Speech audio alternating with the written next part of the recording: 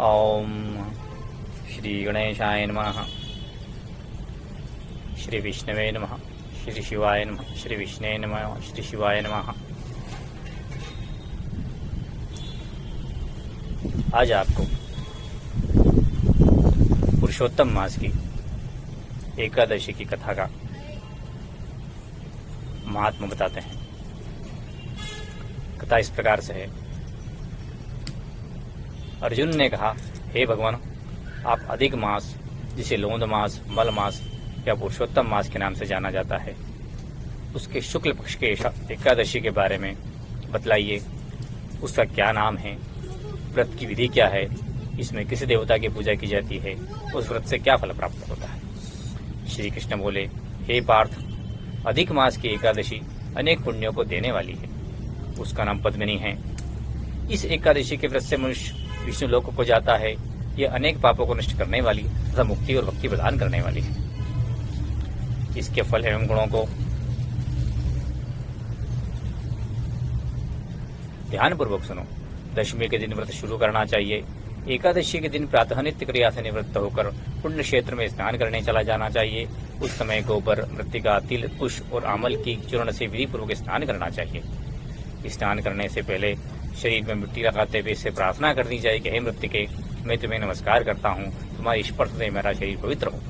समस्त शक्तियों से पैदा हुई पृथ्वी को पवित्र करने वाली तुम मुझे शुद्ध करो।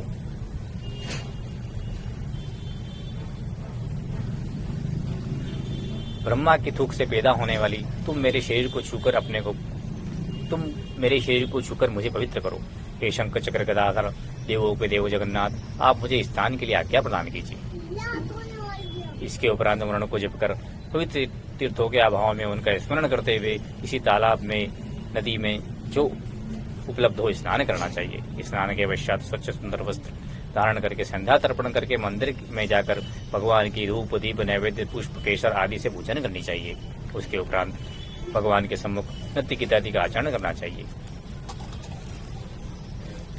भक्तजनों के साथ भगवान के सामने पुराण की कथा सुननी चाहिए।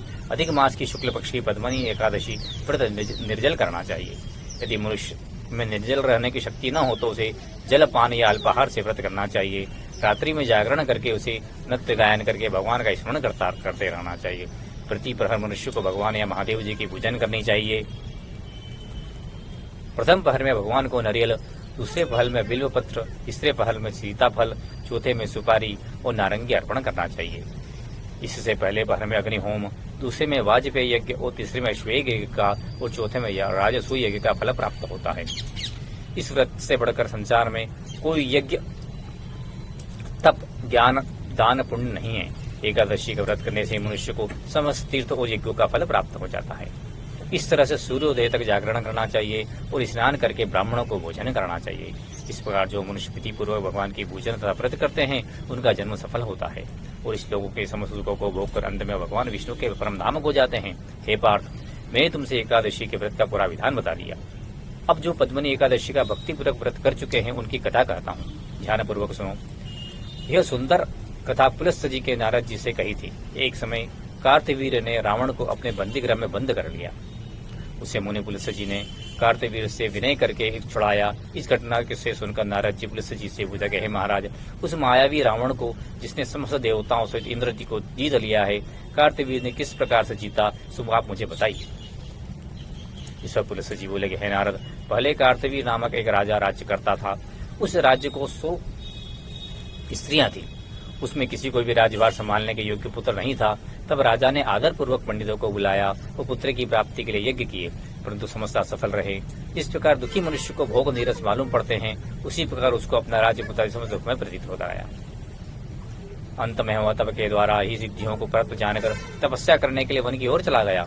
उसकी स्त्री भी, जो हरिश्चंद्र की पुत्री थी,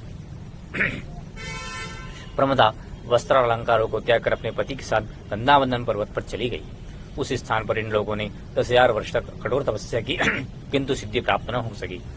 राजा के शरीर में केवल हड्डियां रह गई थी। यह देखकर प्रमदा ने विनय सहित महासती अनुसुईया से पूछा कि मेरे पति को तपस्या प्राप्त करते हुए लंबा समय व्यतीत हो गया है, किंतु भगवान प्रसन्न नहीं हुए हैं और मुझसे पुत्र प्राप्त हो, इसका क्या कारण है। इस पर अनुसुईया बोली कि हे अधिक मास में जो 36 महीने के बाद आता है उसमें 2 एकादशी होती है। इसमें शुक्ल पक्ष की एकादशी का नाम पद्मिनी और कृष्ण पक्ष की एकादशी का नाम परमा है। और उसी के व्रत और जागरण करने से भगवान तुम्हें अवश्य ही पुत्र को प्राप्त करेंगे। इसके पश्चात अनुसुईया जी ने व्रत की विधि बदलाई।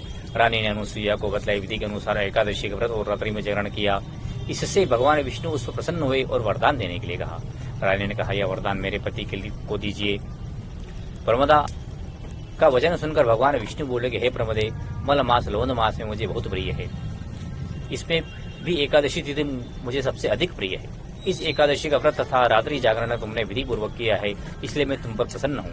इतना कहकर भगवान विष्णु जी राजा से बोले कि हे राजेंद्र, तुम अपनी इच्छा के अनुसार वर मांगो, क्योंकि तुम्हारी स्त्री ने मुझे प्रसन्न किया है। भगवान की मधुरवाणी सुनकर राजा बोला कि हे भगवान, आप मुझे सबसे श्रेष्ठ, सबके द्वारा पूजित और आपके अतिरिक्त देव दानव मनुष्य आदि से अजय उत्तम पुत्र को दीजिए।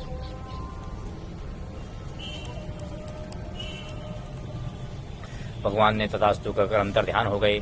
उसके बाद वे दोनों अपने राज्य की ओर वापस आ गए। इन्हीं के यहाँ कार्तवीर्य उत्पन्न हुए।